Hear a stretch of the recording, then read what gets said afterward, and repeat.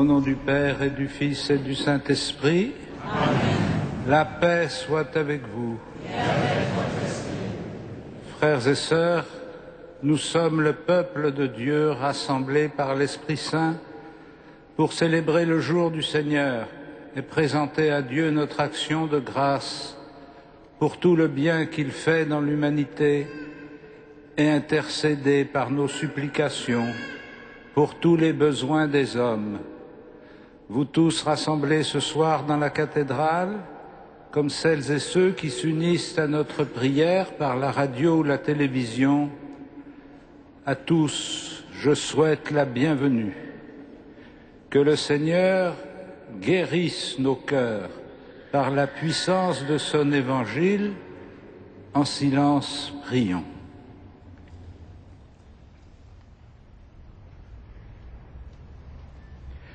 Je confesse à Dieu Tout-Puissant, je reconnais devant mes frères que j'ai péché en pensée, en parole, par action et par omission. Oui, j'ai vraiment péché, c'est pourquoi je supplie la Vierge Marie, les anges et tous les saints, et vous aussi, mes frères, de prier pour moi le Seigneur notre Dieu, et que Dieu Tout-Puissant nous fasse miséricorde, qu'il nous pardonne nos péchés et nous conduise à la vie éternelle. Amen.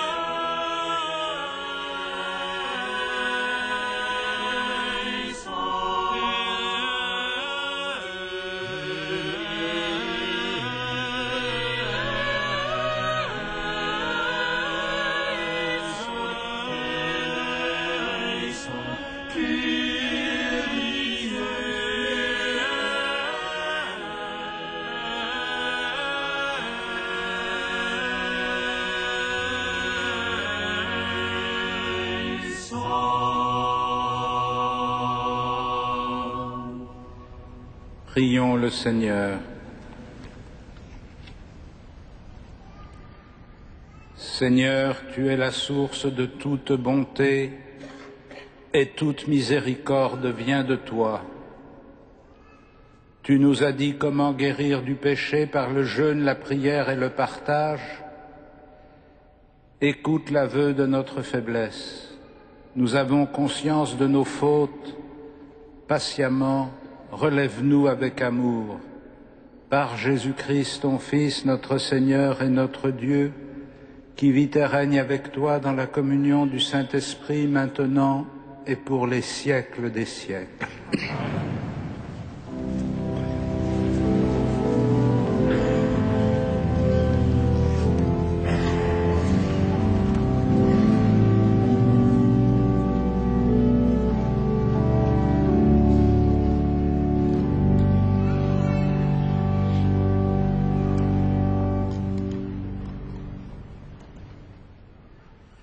Lecture du livre de l'Exode.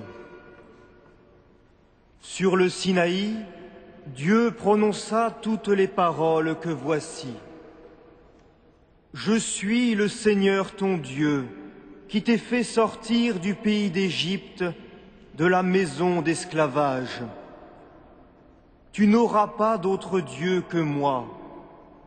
Tu ne feras aucune idole, aucune image de ce qui est là-haut dans les cieux, ou en bas sur la terre, ou dans les eaux par-dessous la terre.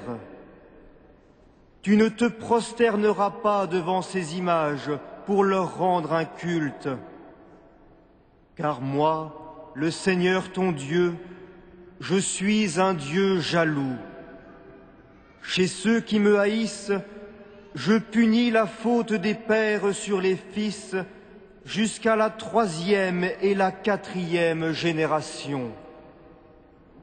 Mais ceux qui m'aiment et observent mes commandements, je leur garde ma fidélité jusqu'à la 1000e génération. Tu n'invoqueras pas le nom du Seigneur ton Dieu pour le mal, car le Seigneur ne laissera pas impuni celui qui invoque son nom pour le mal. Tu feras du sabbat un mémorial, un jour sacré. Pendant 6 jours tu travailleras et tu feras tout ton ouvrage. Mais le 7e jour est le jour du repos, sabbat en l'honneur du Seigneur ton Dieu. Tu ne feras aucun ouvrage, ni toi, ni ton fils, ni ta fille, ni ton serviteur, ni ta servante, ni tes bêtes, ni l'immigré qui réside dans ta ville. Car en 6 jours le Seigneur a fait le ciel, la terre, la mer et tout ce qu'ils contiennent, mais il s'est reposé le 7e jour. C'est pourquoi le Seigneur a béni le jour du sabbat et l'a consacré. Honore ton père et ta mère, afin d'avoir longue vie sur la terre que te donne le Seigneur ton Dieu. Tu ne commettras pas de meurtre, tu ne commettras pas d'adultère, tu ne commettras pas de vol, tu ne porteras pas de faux témoignages contre ton prochain, tu ne convoiteras pas la maison de ton prochain, tu ne convoiteras pas la femme de ton prochain, ni son serviteur, ni sa servante, ni son bœuf, ni son âne, rien de ce qui lui appartient. Parole du Seigneur.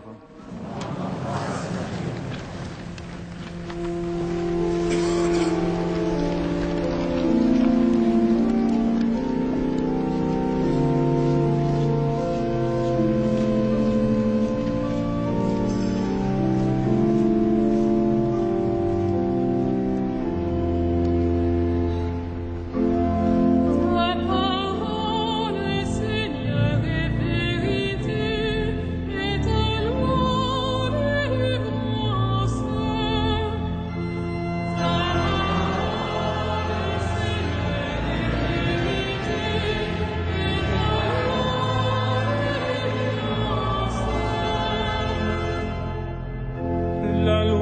Seigneur est parfaite, qui redonne vie.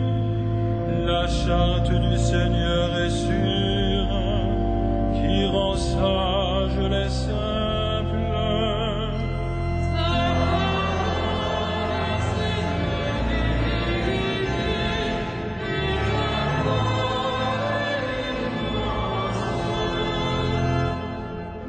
Les préceptes du Seigneur sont droits, ils réjouissent le cœur.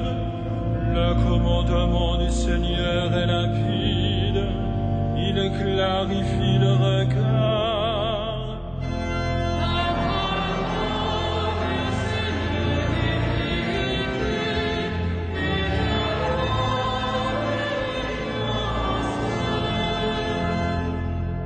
La crainte qu'il inspire est pure, elle est là pour toujours. Les décisions du Seigneur sont justes et vraiment équitables.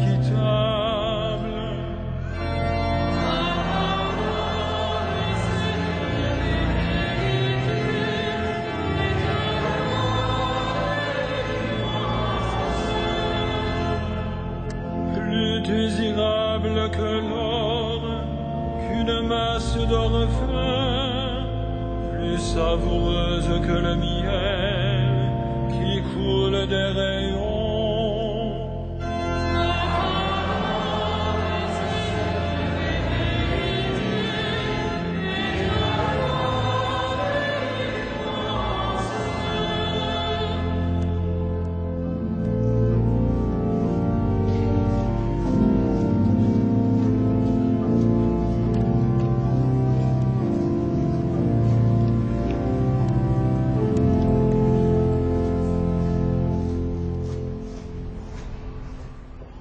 Lecture de la première lettre de saint Paul apôtre aux Corinthiens.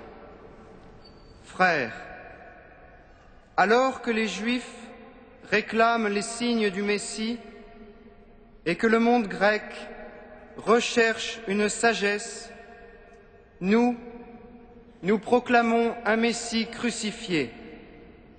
Scandale pour les Juifs, folie pour les peuples païens. Mais pour ceux que Dieu appelle, qu'ils soient juifs ou grecs, ce Messie est puissance de Dieu et sagesse de Dieu.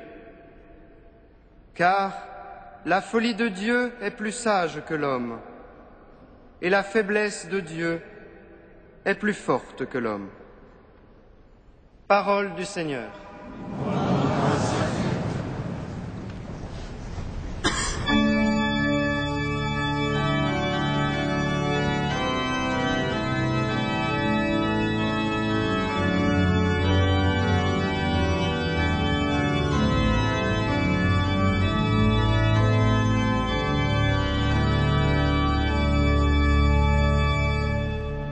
Gloire au Christ, sagesse éternelle du Dieu vivant. Gloire à toi, Seigneur. Gloire au Christ, sagesse éternelle du Dieu vivant. Gloire à toi, Seigneur. Acclamez le Christ, le Seigneur, en lui, dans son propre corps, habite la plénitude de la divinité. Gloire au Christ, sagesse éternelle du Dieu vivant. Gloire à toi,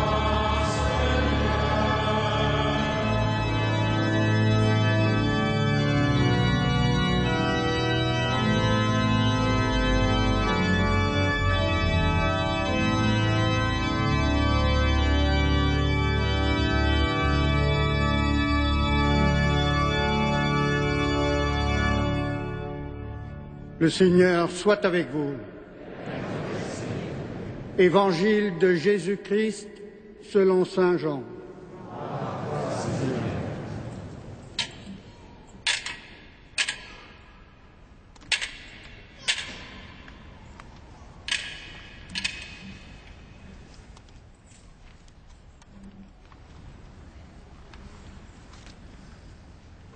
Comme la Pâque des Juifs approchait, Jésus monta à Jérusalem. Il trouva installés dans le temple les marchands de bœufs, de brebis et de colombes, et les changeurs. Il fit un fouet avec des cordes et les chassa tous du temple, ainsi que leurs brebis et leurs bœufs. Il jeta par terre la monnaie des changeurs, renversa leur comptoir et dit aux marchands de colombes: enlevez cela d'ici. Ne faites pas de la maison de mon Père une maison de trafic. Ses disciples se rappelèrent cette parole de l'Écriture: l'amour de ta maison fera mon tourment. Les Juifs l'interpellèrent: quel signe peux-tu nous donner pour justifier ce que tu fais là? Jésus leur répondit: détruisez ce temple et en 3 jours je le relèverai. Les Juifs lui répliquèrent: il a fallu 46 ans pour bâtir ce temple, et toi, en 3 jours, tu le relèverais? Mais le temple dont il parlait, c'était son corps. Aussi, quand il ressuscita d'entre les morts, ses disciples se rappelèrent qu'il avait dit cela. Ils crurent aux prophéties de l'Écriture et à la parole que Jésus avait dite. Pendant qu'il était à Jérusalem pour la fête de la Pâque, beaucoup crurent en lui, à la vue des signes qu'il accomplissait. Mais Jésus n'avait pas confiance en eux, parce qu'il les connaissait tous et n'avait besoin d'aucun témoignage sur l'homme. Il connaissait par lui-même ce qu'il y a dans l'homme.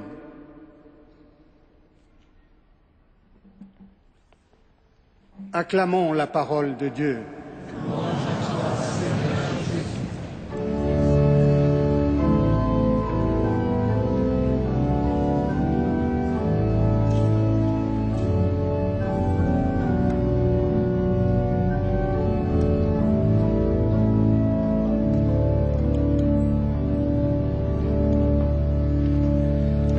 Frères et sœurs, dans l'évangile de Saint Jean que nous venons d'entendre, nous sommes tout au début du ministère public de Jésus.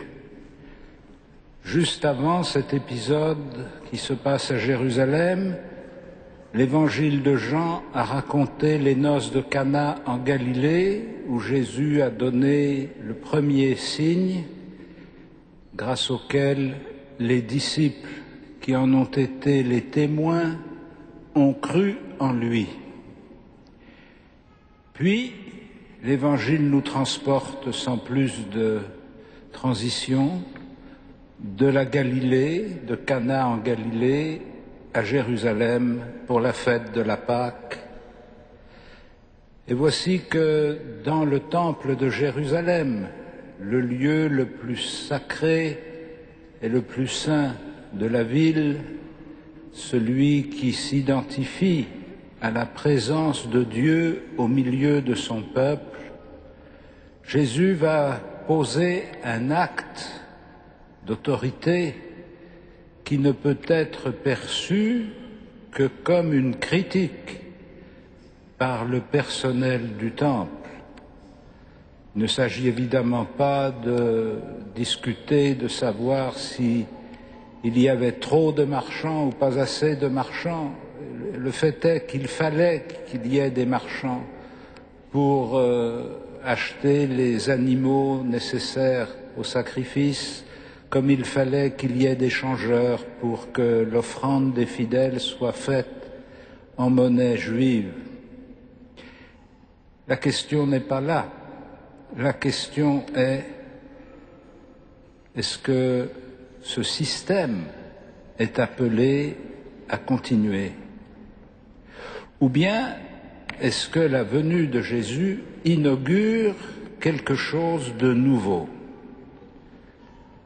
Il dira dans son dialogue avec la Samaritaine, un peu plus loin dans l'évangile de Saint Jean, « L'heure vient, et elle est là, où le Père cherchera des adorateurs en esprit et en vérité. » C'est-à-dire, l'heure vient où la présence de Dieu au milieu de son peuple ne sera plus identifiée à un bâtiment, si prestigieux soit-il, à un sanctuaire, si vénéré soit-il, à un espace, mais la présence de Dieu au milieu de son peuple sera identifiée d'abord dans la personne de son envoyé, son Fils unique, Jésus de Nazareth, puis dans le peuple de ses disciples, habités par l'Esprit Saint. Mais devant ce geste provocateur, de toute évidence, en tout cas tel que Saint Jean le rapporte, la question qui lui est posée, c'est de quelle autorité fait-il cela? De quelle autorité s'est-il instauré comme le purificateur du temple? De quelle autorité peut-il prétendre redresser les torts de la caste sacerdotale de Jérusalem et des pratiques du temple de Jérusalem? S'il était le Messie, s'il est le Messie, il doit donner des signes messianiques, comme saint Paul nous le rappelle dans la première épître aux Corinthiens que nous avons entendue. Les Juifs réclament les signes du Messie, car dans l'attente où Israël se trouve du Messie, sa venue doit être marquée, précédée et marquée par des signes clairs. Et en tout cas, des signes qui vont établir son autorité non seulement sur le temple, mais sur la situation du peuple tout entier. À cette question, Jésus répond par une parabole sur la destruction du temple. Pourquoi? Parce que lui-même est aujourd'hui la présence de Dieu au milieu de son peuple. Et quand il parle de la destruction du temple, c'est ainsi que l'Évangile l'interprète, il parle de son corps, car c'est son corps qui est le temple de Dieu au milieu d'Israël. Et donc cette parabole sur la destruction du temple est comprise, en tout cas à la lumière des événements, est comprise par les apôtres comme une prophétie sur la mort et la résurrection de Jésus. À la fin des noces de Cana, l'évangile de Jean nous dit que ses disciples crurent en lui. À la fin de cet épisode, dans le temple de Jérusalem, il nous dit « Beaucoup crurent en lui à la vue des signes qu'il accomplissait. » Et nous voyons ainsi commencer peu à peu le mouvement d'adhésion qui va répondre à la prédication de Jésus et aux signes qu'il donne. Et peut-être quelques-uns parmi les disciples ont-ils nourri l'illusion que c'était arrivé, que le peuple allait le suivre et le porter sur le pavois sans coup férir. Mais Jésus n'avait pas confiance en eux parce qu'il les connaissait tous, il connaissait par lui-même ce qu'il y a dans l'homme. Cette réflexion introduit, selon la manière dont on l'interprète, ou bien une marque de défiance définitive, ou bien l'espace d'une progression. S'il s'agit d'une défiance définitive, on pourrait dire qu'à ce moment-là, l'évangile de Saint Jean est terminé et qu'il pourrait s'arrêter. S'il ne s'arrête pas, c'est précisément parce que le chemin parcouru par le Christ, les signes qu'il va donner, la prédication qu'il va donner, auront pour objet de s'appuyer sur ce premier mouvement de foi, si imparfait soit-il, si faible soit-il, pour progresser vers une foi plus complète. Et nous, qui recevons cette parole aujourd'hui, nous aussi nous croyons en lui, à la vue des signes qu'il a faits. Et pourtant, notre foi n'est pas parfaite, elle n'a pas encore rassemblé toutes les capacités de notre expérience, elle n'a pas encore réuni tous nos moyens dans la suite du Christ. Il reste pour chacun de nous un chemin à parcourir qui s'appelle un chemin de conversion. Dans l'Évangile, à un moment où Jésus demande à quelqu'un qui le priait de faire un miracle, « Est-ce que tu crois que je peux le faire ?» Il a eu cette réponse, « Je crois, Seigneur, mais viens en aide à mon peu de foi. » Cette nuance, cette perception que notre foi n'est pas quelque chose de complètement achevé, de complètement accompli, qu'elle est une réalité vivante qui est appelée à se développer, à se purifier, à mobiliser peu à peu toutes nos capacités et à toucher peu à peu plus de monde. Cette idée que croire en Jésus, c'est s'engager dans un chemin où peu à peu il va façonner notre vie et il va redresser ce qu'il y a en nous de tordu, de mal orienté, d'impur, d'égoïsme, et qu'il va peu à peu nous conduire vers la vérité tout entière, comme il dira à la fin de l'évangile de Saint Jean. En ce temps de carême, cette prise de conscience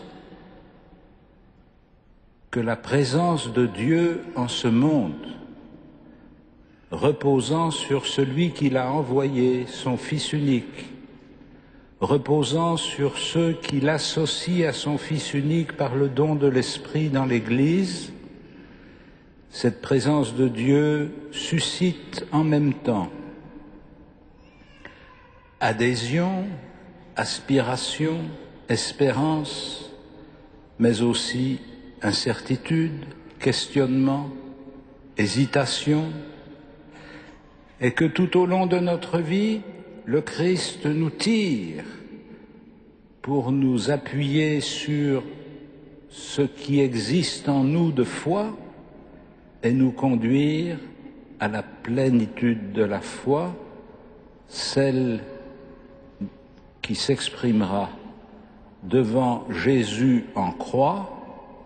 Celui-ci était vraiment le Fils de Dieu. Folie pour les païens, scandale pour les Juifs, le Messie se révèle non pas dans la domination et la puissance, mais dans le dénuement et la faiblesse, pour qu'il soit clair que c'est la puissance de Dieu qui le remettra à la vie, comme c'est la puissance de Dieu qui nous relève. Amen.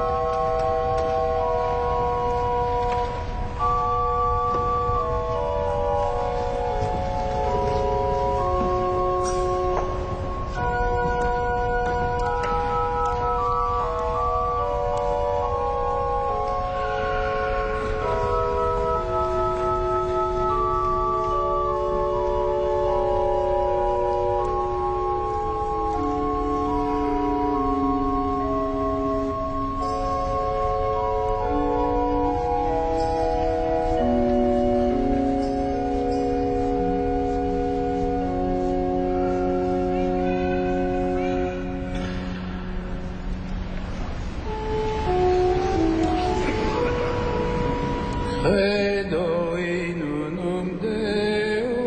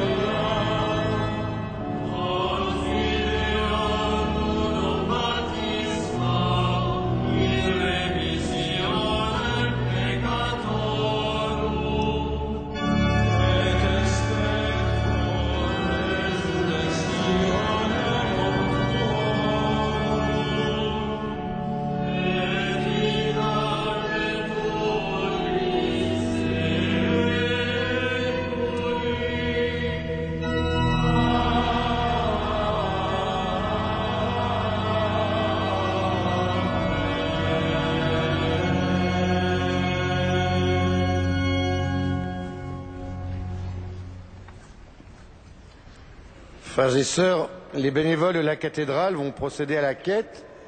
Elle le sera ce soir au bénéfice de l'Institut catholique de Paris.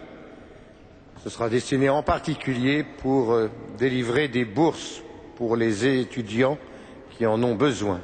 Merci de votre générosité.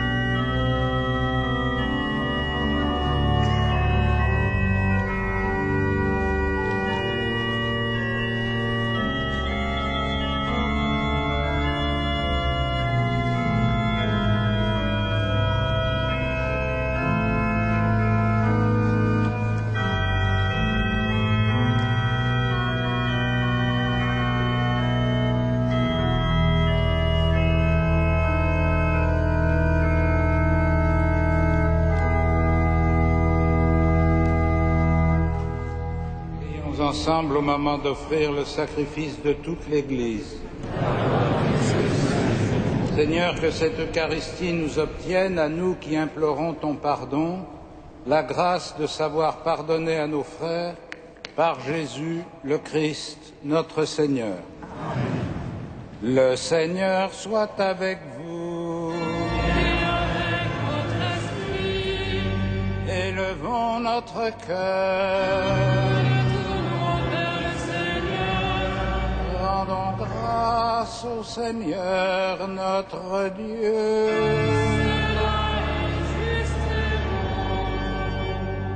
Vraiment, il est juste et bon de te rendre gloire, de t'offrir notre action de grâce toujours et en tout lieu. À toi, Père très saint, Dieu éternel et tout-puissant, tu accueilles nos pénitences comme une offrande à ta gloire. Car nos privations, tout en abaissant notre orgueil, nous invitent à imiter ta miséricorde et à partager avec ceux qui ont faim. C'est pourquoi, avec les anges et tous les saints, nous proclamons ta gloire en chantant d'une seule voix.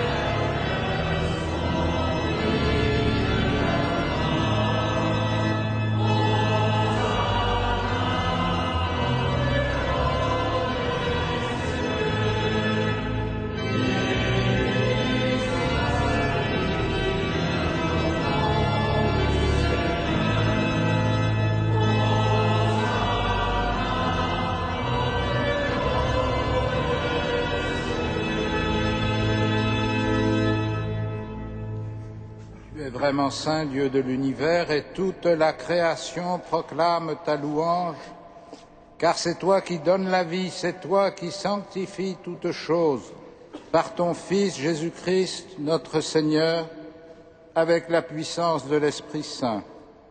Et tu ne cesses de rassembler ton peuple, afin qu'il te présente partout dans le monde une offrande pure.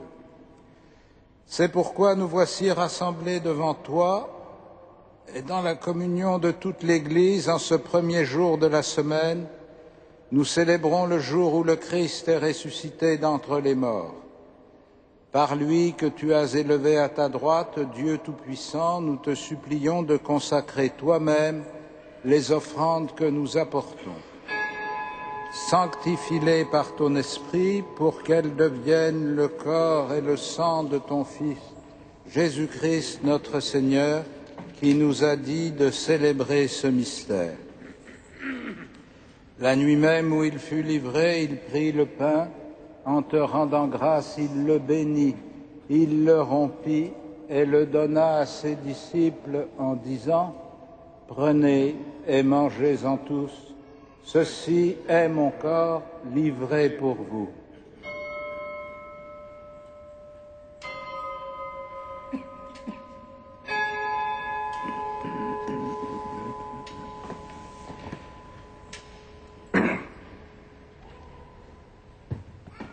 De même, à la fin du repas, il prit la coupe, en te rendant grâce, il la bénit et la donna à ses disciples en disant : « Prenez et buvez-en tous, car ceci est la coupe de mon sang, le sang de l'alliance nouvelle et éternelle, qui sera versé pour vous et pour la multitude en rémission des péchés. Vous ferez cela en mémoire de moi. »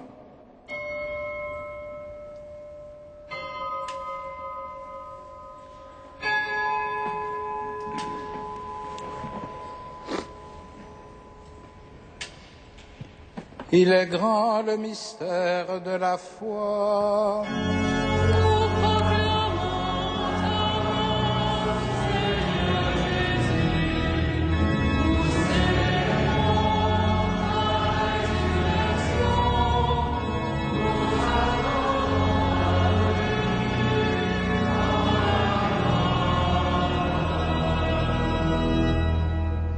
En faisant mémoire de ton Fils, de sa passion qui nous sauve, de sa glorieuse résurrection et de son ascension dans le ciel, alors que nous attendons son dernier avènement, nous présentons cette offrande vivante et sainte pour te rendre grâce.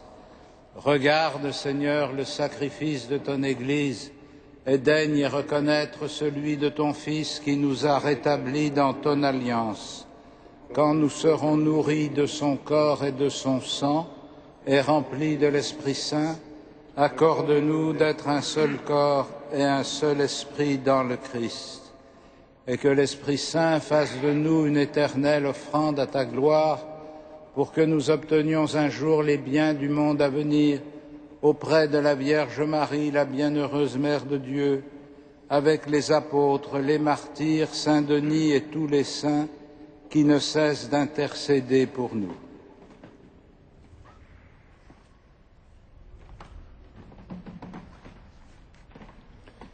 Et maintenant, nous te supplions, Seigneur, par le sacrifice qui nous réconcilie avec toi, étends au monde entier le salut et la paix. Affermis la foi et la charité de ton Église au long de son chemin sur la terre. Veille sur ton serviteur, le pape Benoît, notre archevêque André, ses auxiliaires, Michel, Jean-Yves et Jérôme, Éric et Renaud, l'ensemble des évêques, les prêtres, les diacres, tout le peuple des rachetés.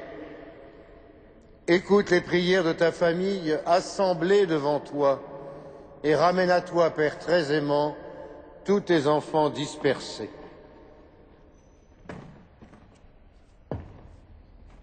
Pour nos frères et sœurs défunts, pour les hommes qui ont quitté ce monde et dont tu connais la droiture, nous te prions. Reçois-les dans ton royaume où nous espérons être comblés de ta gloire, tous ensemble et pour l'éternité, par le Christ notre Seigneur, par qui tu donnes au monde toute grâce et tout bien.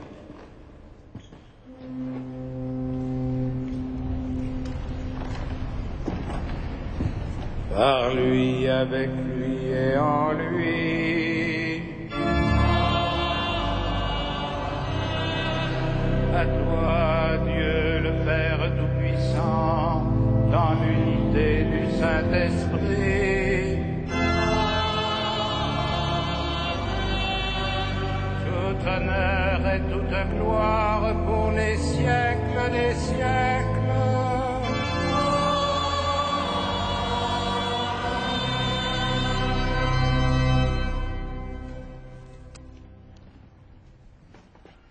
Unis dans le même esprit, nous pouvons dire avec confiance la prière que nous avons reçue du Sauveur.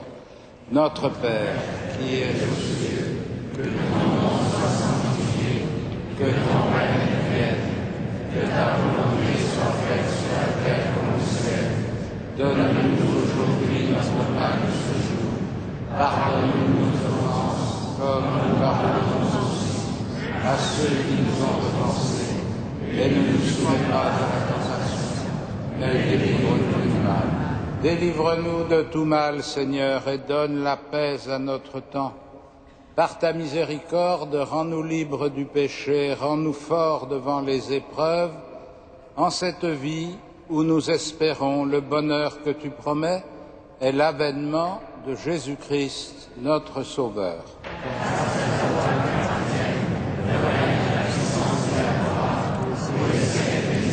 Seigneur Jésus-Christ, tu as dit à tes apôtres, je vous laisse la paix, je vous donne ma paix. Ne regarde pas nos péchés, mais la foi de ton Église. Pour que ta volonté s'accomplisse, donne-lui toujours cette paix et conduis-la vers l'unité parfaite, toi qui règnes pour les siècles des siècles. Amen. Et que la paix du Seigneur soit toujours avec vous. Frères et sœurs, dans la charité du Christ, donnez-vous la paix.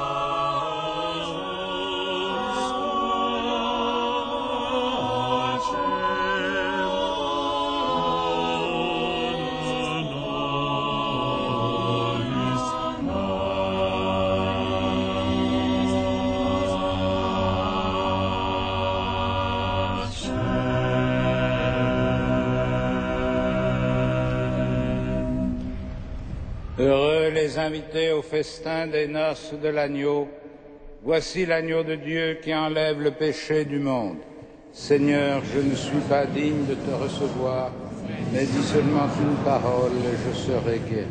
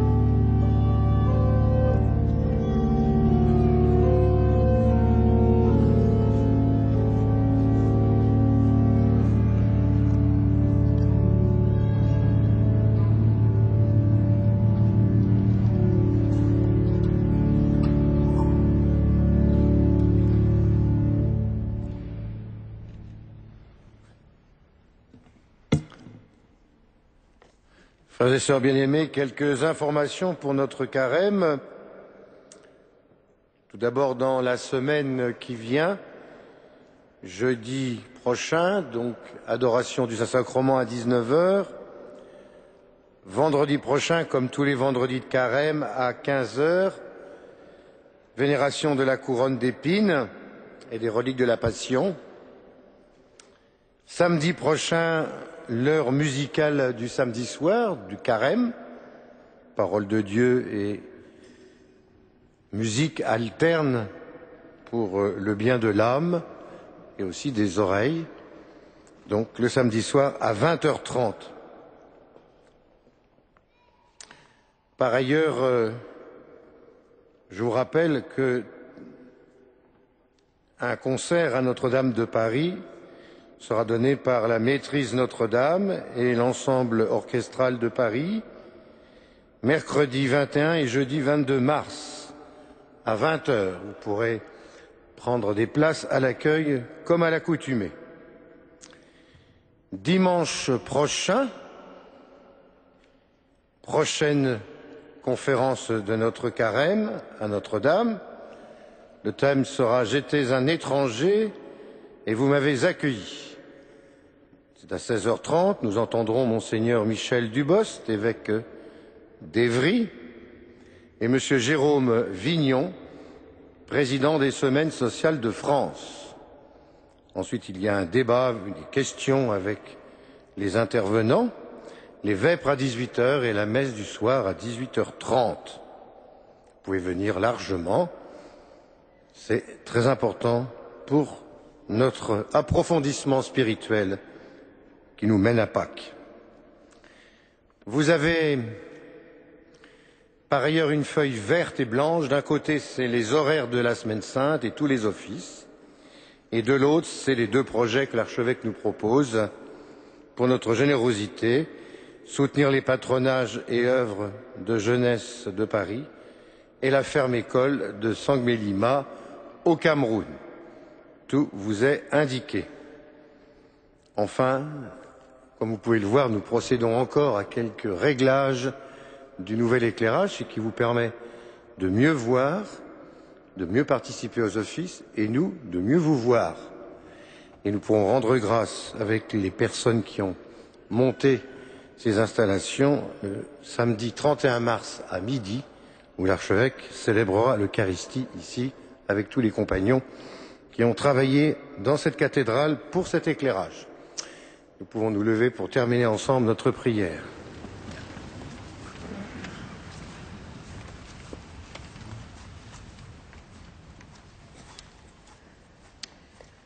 Seigneur, nous avons reçu de toi un avant-goût du ciel en mangeant dès ici-bas le pain du royaume, et nous te supplions encore, fais-nous manifester par toute notre vie ce que le sacrement vient d'accomplir en nous, par Jésus le Christ, notre Seigneur.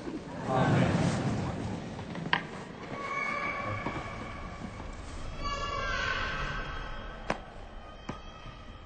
Le Seigneur soit avec vous. Et avec votre esprit. Que Dieu Tout-Puissant vous bénisse, le Père, le Fils et le Saint-Esprit.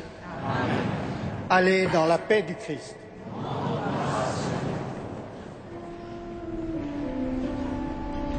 Ave Regina Caelorum.